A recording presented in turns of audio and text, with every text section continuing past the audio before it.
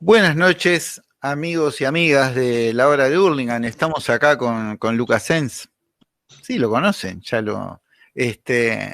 ¿Cómo es que se llama todo esto? Filosofía en construcción. ¿Te gustó el adelanto que hicimos? Medio en broma, que vos me hablaste y te agarré. Estuviste muy bien, estuviste muy rápido. Muy rápido. Muy murguero fue, ¿viste? Muy Mu- mu- tipo mu- parodia.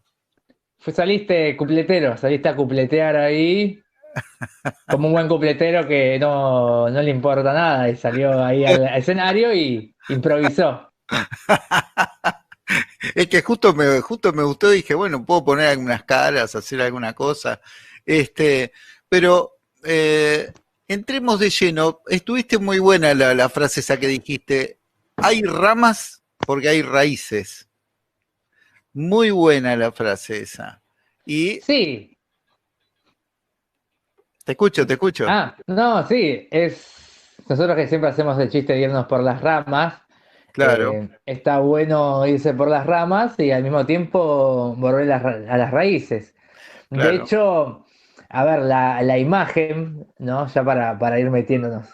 La imagen del árbol es muy utilizada en la filosofía misma, en la historia del pensamiento, ¿no? Esta claro, idea de las raíces son como el fundamento, ¿no? Sobre el cual se va edificando todo el edificio, ¿no? Esta cuestión de encontrar las bases. claro. Descartes, por ejemplo, hablaba del árbol, digamos, de la filosofía y hablaba de que las raíces justamente eran la metafísica y, bueno, el tronco era la física y de ahí salían las demás ciencias, por ejemplo. Pensá también, mirá, pensá también en la A ver, imagen del árbol, mirá, sí, no podemos bíblicos, imagínate el árbol del conocimiento, ¿no? La imagen del árbol del conocimiento, sí. también, ¿no? Otra vez la figura del árbol ahí asociada con el saber. Entonces está muy interesante como para problematizar. Aparte vos cuando, no sé si alguna lo habrás probado, cuando uno se sienta en un árbol, abajo en el tronco, y mira para arriba, bueno, yo porque soy radiólogo, se parece muchísimo al pulmón, a un pulmón humano. Se parece muchísimo a un pulmón humano. Es decir, vos ves las ramas como si fueran los bronquios, y vos ves cómo se va, las ramitas se van acostando, igual como si fuese un pulmón. Es como una analogía, es decir, a su misma vez uno respira, o sea, vas por las ramas, pensás y respirás, vas a las raíces y las Mm. raíces alimentan esa respiración que es vida y el pensamiento es vida, ya lo dijo uno, es decir, porque piensa, está existiendo.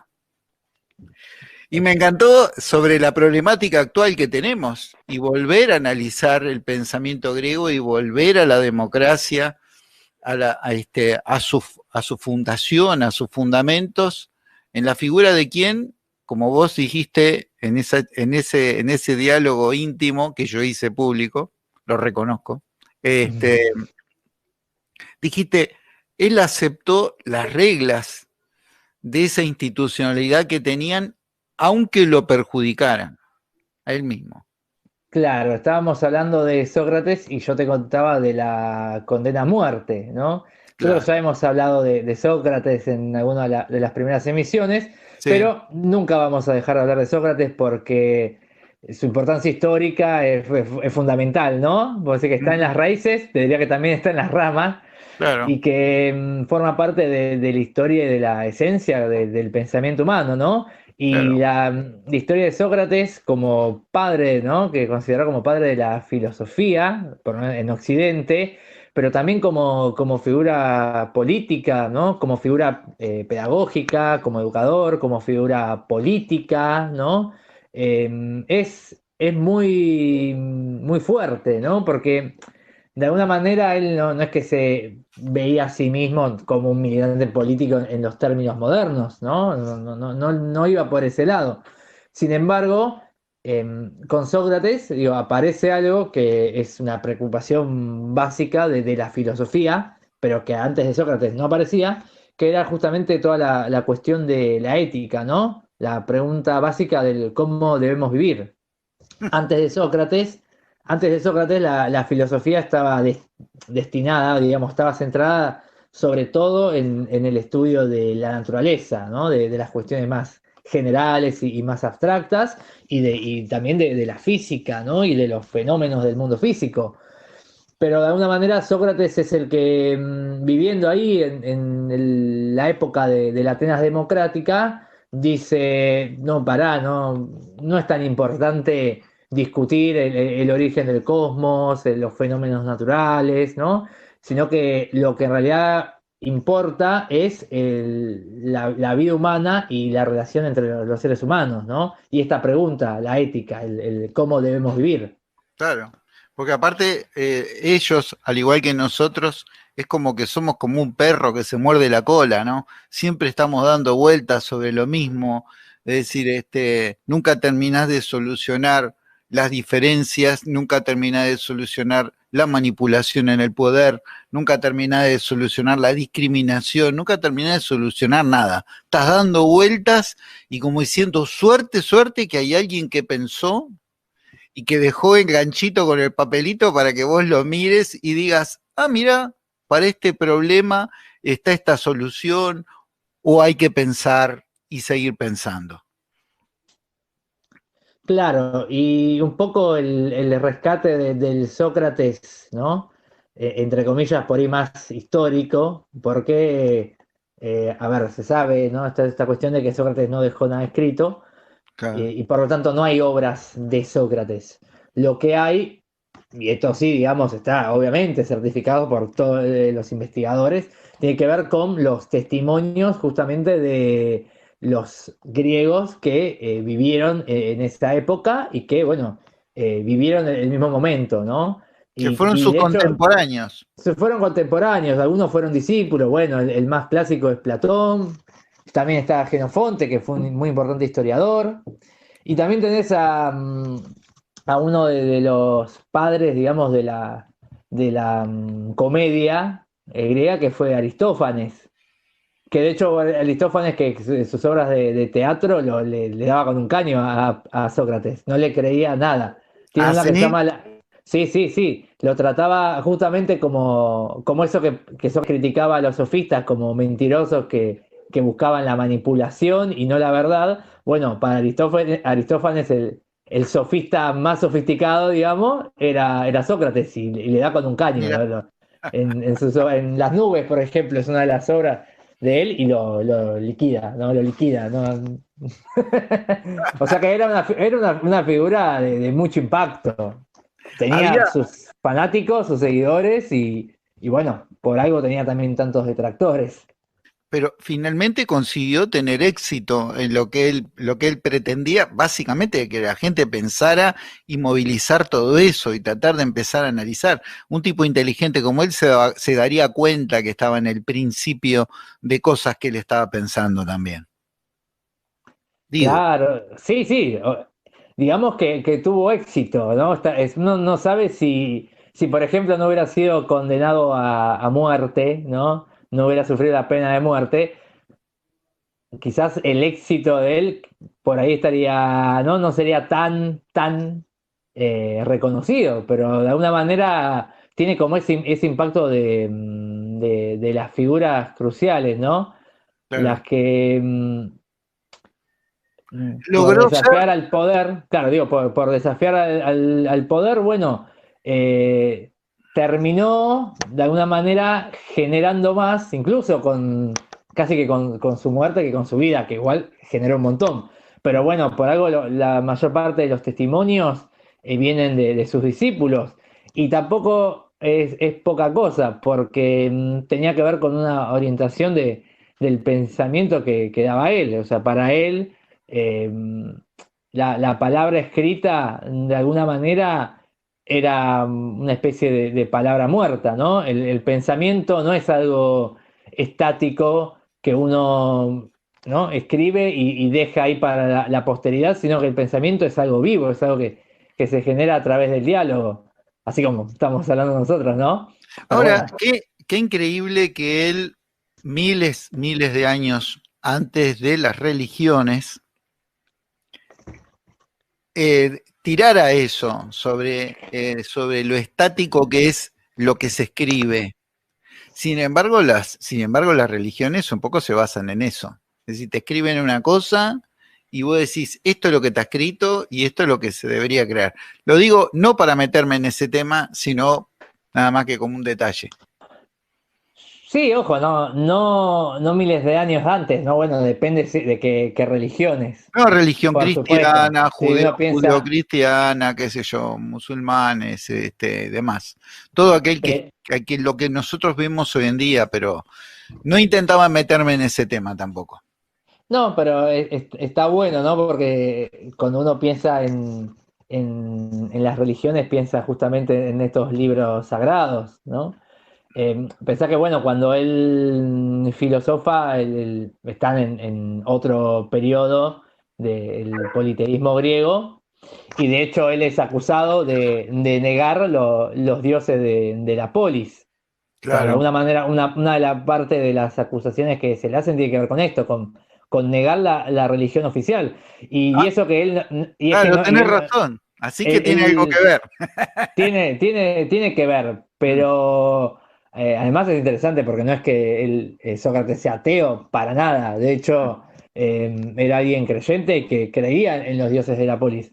Pero de alguna manera lo que él inserta es una manera de pensar que no se basa en la tradición. O sea, no se basa en esta cuestión de fe o pensamiento religioso, por más de que la pueda tomar, ¿no? Sino que Claro. tiene que ver con el ejercicio de la razón humana. Ujú. No es que él sea ateo. De alguna manera, de hecho, a ver, si querés, los epicúreos son más ateos que los socráticos. Pero no es por eso, sino porque de alguna manera lo que él hace es también poner en examen a los dioses y a los valores tradicionales de su tiempo. Sabes que la otra vez, cuando hay una viñeta muy buena de Kino, Mm. que justo que la otra vez él murió y la estuve mirando, Ujú. que eran dos imágenes, ¿no? La primera era, nada, digamos, la famosa frase atribuida a Sócrates, el solo sé que no sé nada. En la siguiente viñeta lo estaban matando a flechazos y él diciendo lo que me gano por cuestionar el sistema educativo.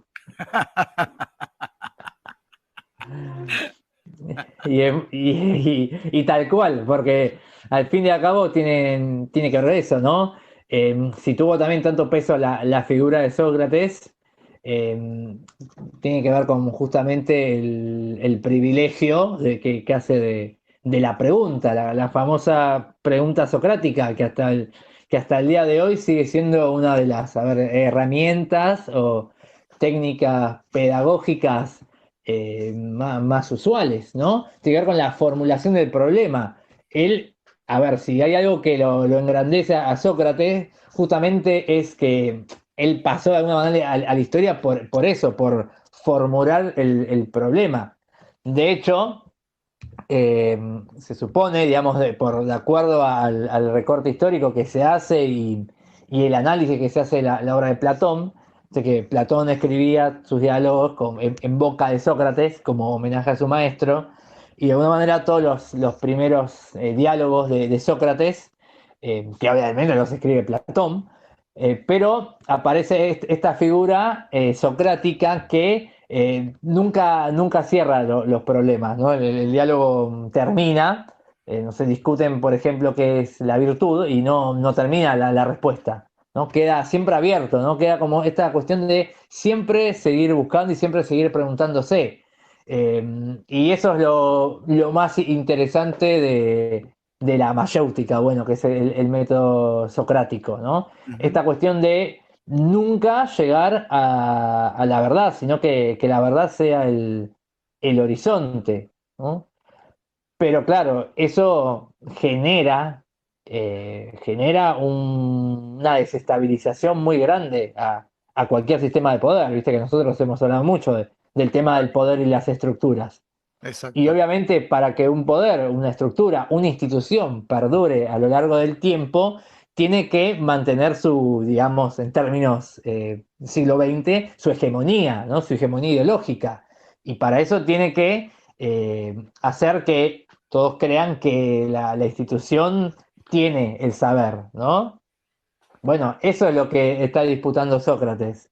Por eso él discute, y eso se ve en los diálogos, discute con, sé, los militares, discute con los políticos el significado de la justicia, discute con bueno, con los sofistas y con los profesores y los educadores el significado de si se puede enseñar la virtud. Digo, Si se entonces puede él, tener la virtud, qué claro, interesante. si se puede, sí, si se puede enseñar, se me escapa el nombre del diálogo en este momento, pero es una de tantas discusiones que se plantean, ¿no? Eh, entonces, todo el tiempo en esta figura del primer Sócrates, digamos, por decir primer Sócrates como Sí. en esta reconstrucción, tiene que ver con eso, ¿no? Los diálogos siempre terminan en una aporía, que el camino sin salida, ¿no? Bueno, no lo resolvimos, no lo resolvimos nunca, digo. Los conceptos, las preguntas fundamentales no las terminamos resolviendo nunca. Y no significa que esté mal, ¿no? Es justamente la estimulación, la búsqueda de que el otro, ¿no? El que está ahí en el diálogo, se cuestione las cosas y que empiece a buscar la verdad. Por más, ¿no? Por más de que Sócrates no era alguien, digo, no era alguien que pretendería un modelo expositivo, no es que, ¿no? Como te imaginás la clase teórica, viene el profesor ahí en la universidad, se para adelante y te explica, porque el profesor sabe y vos no sabés, ¿no? Bueno, el planteo socrático es todo lo contrario. Él se para ahí, si querés, él se para al lado tuyo y te dice, bueno, yo no sé, vos contame, ¿no? Yo te tiro el problema, a ver, decime qué me podés responder. Claro. Y ahí se empieza a generar otro tipo de vínculo con el conocimiento. Un No diálogo es, socrático. Sí, el famoso diálogo socrático, que siempre partía de esa pregunta inicial, ¿no? Que tenía que ver con la ética, porque a Sócrates le importaba sobre todo la ética, y en relación con la política, porque digamos para el griego la ética y la política van de la mano, ¿no? No son modernos como nosotros que hemos separado las cosas, ¿no? Hemos separado las cosas a un punto de que uno dice, bueno, hacer política es una cosa y la ética es otra, lo cual, bueno, es bastante discutible, ¿no?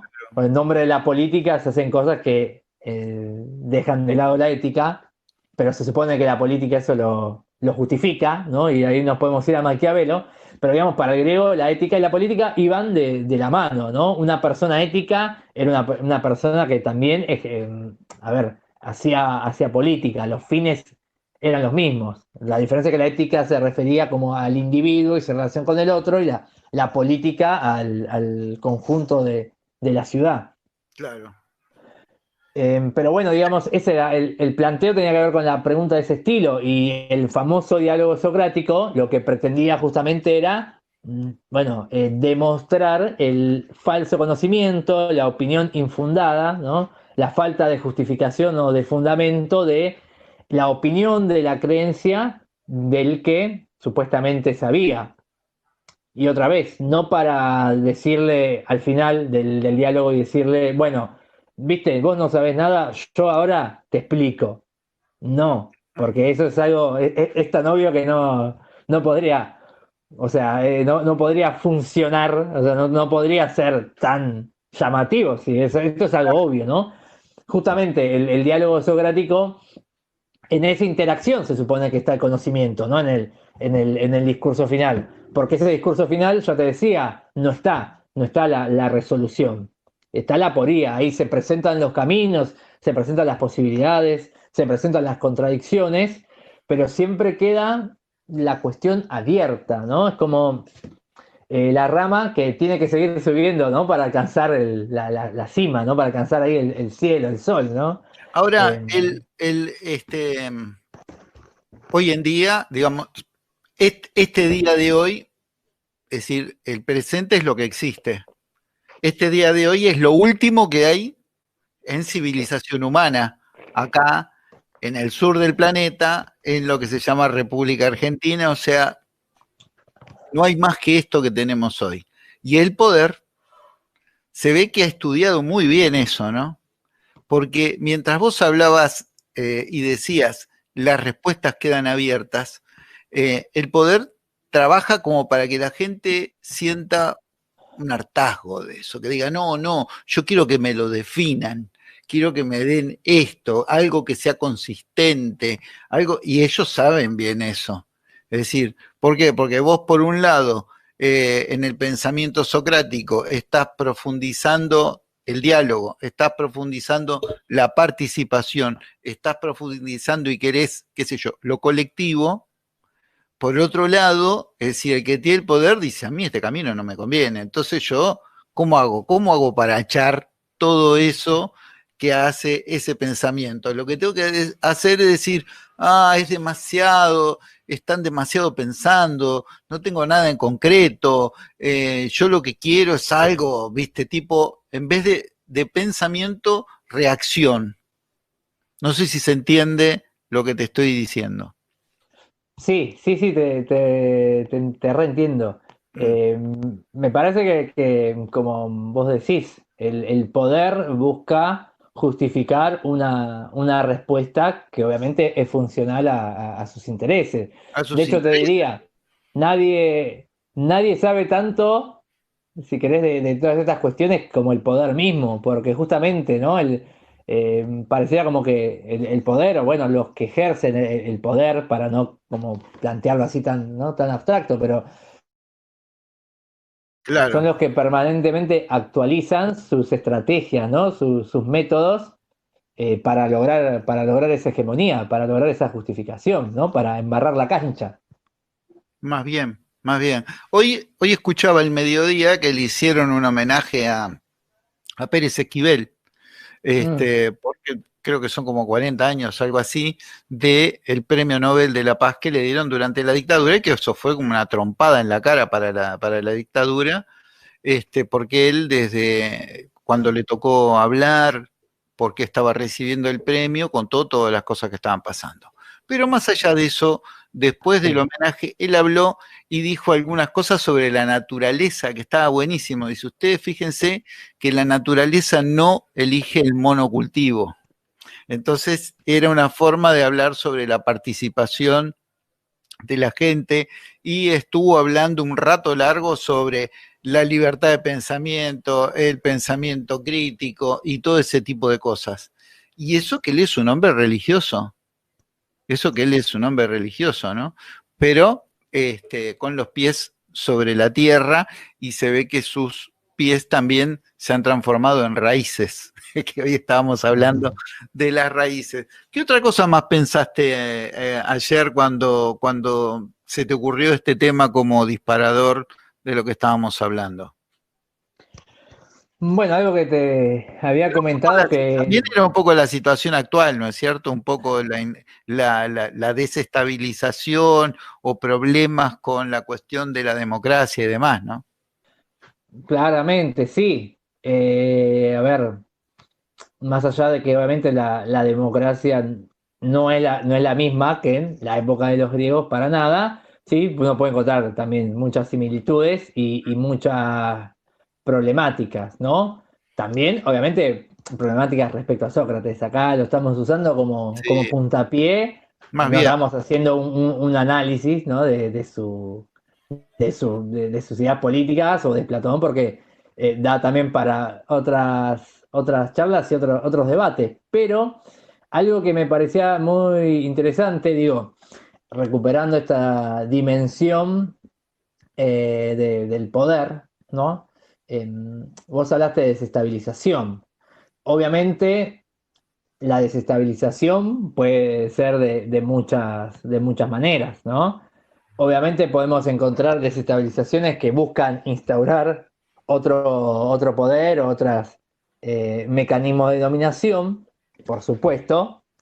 Estamos en Argentina y sabemos un poco lo que está pasando, pero digamos que la desestabilización que podía generar Sócrates era otro tipo de desestabilización, justamente una positiva, ¿no? Porque desestabilizar las estructuras que de alguna manera están anquilosadas, dormidas, ¿no?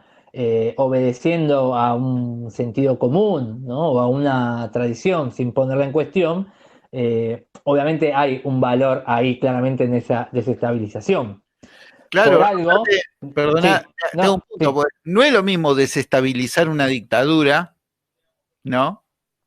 Que una dictadura es todo eso, no es lo mismo desestabilizar una dictadura que desestabilizar una democracia, no es lo mismo. totalmente. De hecho, a ver, es algo que uno ve, ¿no? Un poco ingenuidad, ¿no? En muchos sectores, ¿no? Cuando están en contra de, ¿no? O sea, están en contra de un gobierno, un estado de cosas, Sí. que puede ser súper válido, ¿no? Pero que eso lo llevan a defender, bueno, otro tipo de poderes que tan, por lo menos, o peores que el que están criticando. Entonces, digo, la crítica facilista o ingenua tampoco es un camino, ¿no? Es una desestabilización que termina siendo favorable quizás a otro poder, Además, justamente. yo pienso, ¿no? Es mi forma de pensar que, viste que uno siempre habla leíste la expresión esa, leer el diario del lunes. Yo creo que nosotros en Argentina, de todas las experiencias que tenemos, es como que tenemos una colección de diarios del lunes, del tema que vos quieras. Entonces, yo creo que no hay ingenuidad, que no hay gente que no sabía, que no hay inocencia directamente, te diría. Creo que es tanta la cantidad de diarios del lunes y de resultados que ya conocemos de antemano, de lo mal que nos puede ir, que cuando hay gente que toma ese camino, para mí lo toma adrede directamente, porque ya conocen el resultado, ya saben qué va a salir el lunes. Esa es mi opinión particular. Es decir, de tanto que hemos sufrido, es decir, conocemos todas las tapas. Si vamos por acá, si vamos por... Es decir, no hay laberinto, no hay laberinto. Ya conocemos a dónde nos lleva, como si fuéramos una rata súper inteligente, ya conocemos a dónde nos lleva cada camino de donde nos metemos. Me parece a mí. Bueno, puede ser. Es para pensar. Es el tema, es para pensar, porque si ya sabemos hacia dónde nos llevan los caminos, hay como gente que va hacia el suicidio social colectivo. ¿Sí? Entonces, bueno, hay... Es que eso es más complicado todavía. No, sí, pero bueno, es parte de la situación, ¿no? Justamente pobre Sócrates creía que ¿no? Creía que el que elegía mal no era de alguna manera consciente, ¿no? Era ignorante, ¿no? Para darles un manto de piedad a ciertas personas. Que el error tenía que ver más bien con la ignorancia de no entender, de no conocer las consecuencias, ¿no? Pero bueno, nada, es una discusión. Yo creo que el tema de la conciencia de la gente y la conciencia social es bastante complejo, pero bueno, yo creo que hay gente que lo hace adrede, quizás haya gente que realmente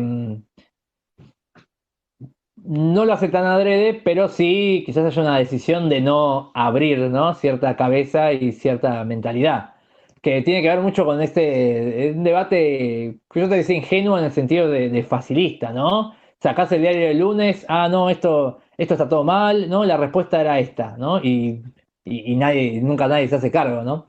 De lo que pasa, ni de la realidad, y ni siquiera de lo que los rodea. Pero, bueno, más allá de eso, claramente la desestabilización tiene que ver con qué finalidad tiene, ¿no? Por supuesto, ¿no?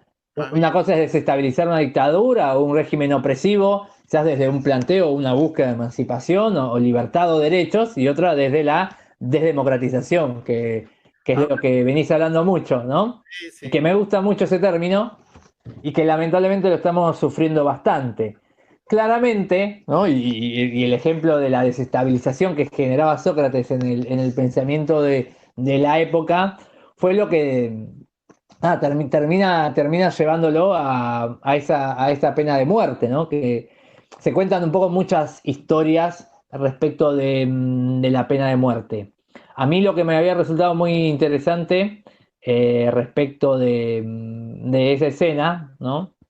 En los textos de Platón, donde, bueno, él acompañó ese proceso y donde se cuenta esa historia, obviamente desde la perspectiva de Platón, que no significa que sea verdad ni mucho menos, pero de alguna manera en ese juicio donde muchos, incluso ex discípulos o seguidores de Sócrates, terminan votando en su contra y le terminan dando la posibilidad, ¿no? Del destierro, del exilio, ¿no? O de la muerte, o sea que a él le dan a elegir. Los amigos, hay que elegir mejor los amigos. Bueno, la figura del traidor es un arquetipo histórico, ¿no? Uno lo encontrás, bueno, en todas En toda los la historia. procesos históricos, sí. Mirá, te hago un paréntesis Eh, chiquitito, chiquitito ese. sí, Hablando de traidores, vos sabés que hay después me voy a fijar bien el nombre, hay un historiador uruguayo que empezó a hacer un análisis del perfil psicológico de Artigas, porque estuvo lleno de traidores alrededor de él. Entonces se preguntaban qué había pasado, por qué había elegido a esas personas. Entonces hicieron un trabajo de ese tipo, un trabajo, digamos, como de perfil psicológico, así, ¿qué pasaba? Porque en el fondo estás eligiendo vos a esa gente, ¿viste? Punto. Era esto, sí. una cosa cortita, ¿no? Bueno, es interesante, sí. Quizás a veces las circunstancias también te, quizás te obligan o te llevan a aliarte con, Con cualquiera. bueno, con personas no tan transparentes, ¿no? Pero bueno, complejo también. Volviendo del paréntesis, lo que sucede, digo, cuando le dan a elegir esta posibilidad, obviamente él, obviamente no, eh, pero digamos, para su época era obvio, digamos, exiliarse, ¿no? Desterrarse de la ciudad era casi como una especie de muerte social, de muerte en vida, ¿no? Mm. Entonces él, bueno, prefiere aceptar, digamos, la condena a muerte. Y bueno, en el juicio de Sócrates y en la apología que hace Platón, cuando narra ahí esos últimos momentos, se cuenta que, bueno, compañeros, seguidores de Sócrates pueden sobornar al guardia y le dan la posibilidad de escaparse, ¿no? Y él, bueno, argumenta o plantea, ¿no? Su visión filosófica, personal, ¿no? De por qué él prefería aceptar la muerte, ¿no? Y en el medio, bueno, él da todo un discurso sobre el Hades y sobre la vida después de la muerte. Por eso te decía, claramente él es alguien creyente también, pero no lo vamos a tener muy en cuenta eso. Pero bueno, él plantea dos ideas muy interesantes que tenían que ver con esto del sentido de lo colectivo, ¿no? Primero, él plantea una cuestión ética que dice, es peor cometer una injusticia que recibirla, ¿no? Tiene ese precepto ético, ¿no? Y en la balanza, digamos, escapar de las leyes de la ciudad es cometer una injusticia, ¿no? Por más que las leyes uno podría plantear que son injustas, él le parece, digamos, peor para el alma humana, es decir, para su integridad ética y moral, escapar y cometer una injusticia en contra del Estado, del Estado de la polis, ¿no?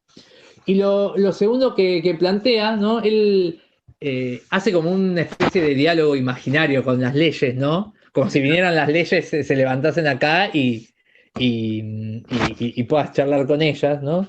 Y hay un argumento que me llama mucho la atención, no porque lo comparte específicamente, pero sí porque da que pensar, creo yo, ¿no?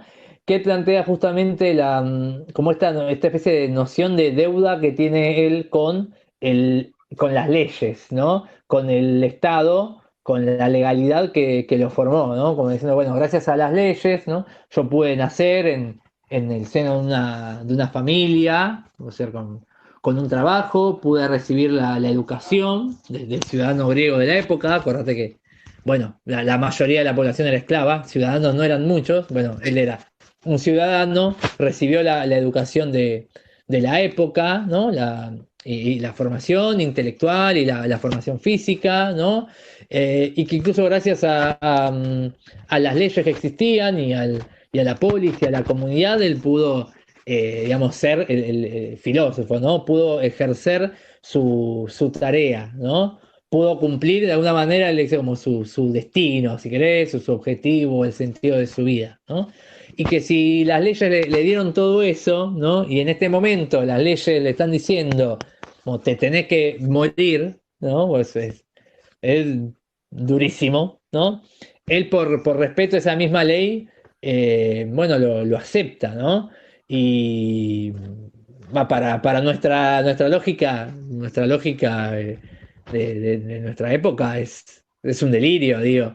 Imagínate yo cuando tomo ese fragmento del texto y lo mando ahí como actividad cuando trabajamos Sócrates, nadie te dice, bueno, nadie está de acuerdo con ese argumento de Sócrates, olvídate, nadie, ningún individuo del siglo XXI, o casi ninguno, perdón, ¿no? Lo rescataría como un buen argumento, pero es muy fuerte lo que dice, ¿no?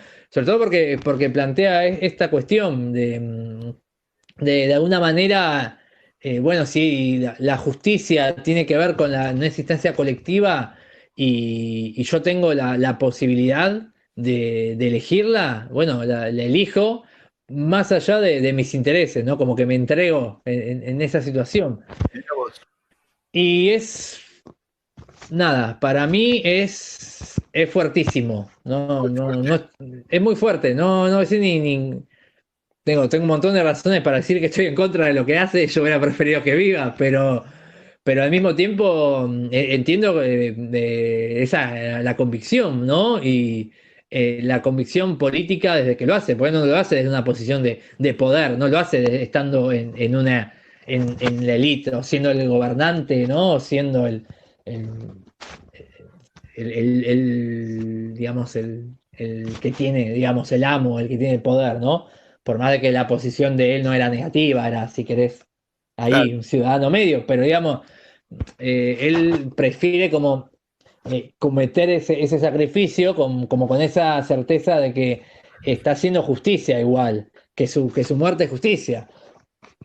Obviamente también con una visión, si querés, religiosa de que del más allá y de lo que le va a pasar después, pero él cree que su muerte también es una enseñanza, ¿no? Como esta figura del mártir o del sacrificio, él se está sacrificando porque le parece más lógico o hasta obedecer esa ley injusta que generar más injusticias, ¿no?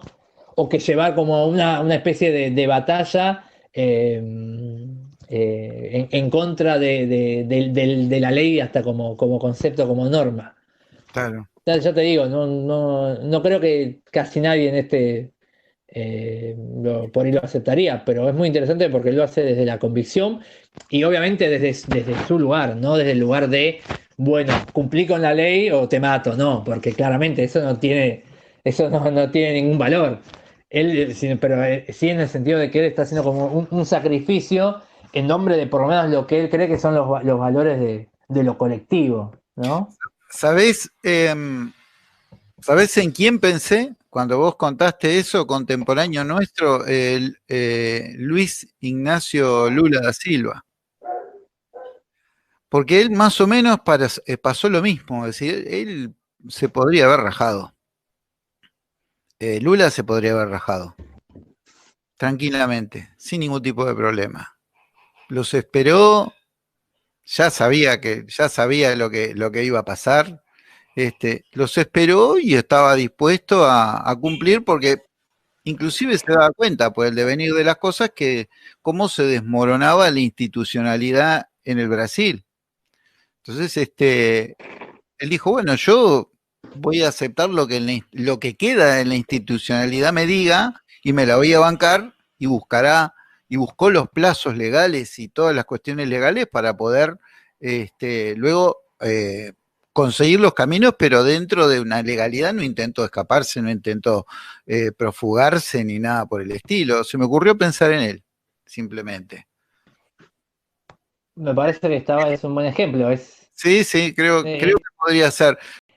corromper, ¿no? Y mirá los términos que usaban, ¿no? Primero la negación de los dioses y después la corrupción, ¿no? en las ideas de los jóvenes, ¿no? Un término que es tan habitual, ¿no? Tan habitual en nuestra historia cercana y presente, ¿no? Esta cuestión de corromper a la juventud, ¿no? Esto Claro. al fin y al cabo, lo que incitaba a él era a pensar, a cuestionarse y a buscar el autoconocimiento, sobre todo, ¿no? Bueno, tenía la certeza de que las verdades sí estaban en el interior de cada uno, pero digamos, la acusación era esa, que de hecho, a ver, no era una acusación tan grave en el sentido de que el juicio ya se pudiera haber resuelto de otra manera, Pero ¿no? ¿por qué desencadena en la pena de muerte finalmente?